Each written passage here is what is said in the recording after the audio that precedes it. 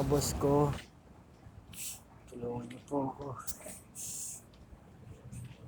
Kailangan ko tulong niyo. Alam ko po,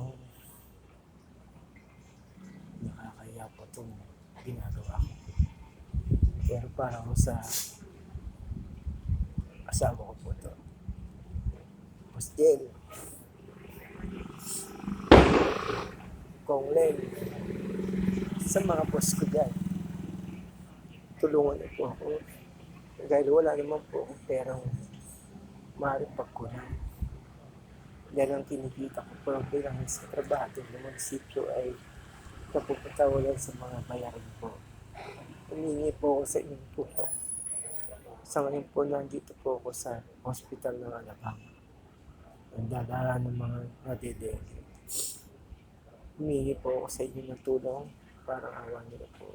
Kailangan ko po tulong ng suporta. Naging tapat po ako sa inyo.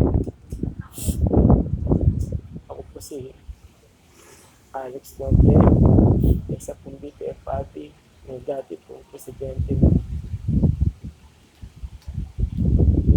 Phase 4. Sa mga nakakakilala sa akin, tulungan niyo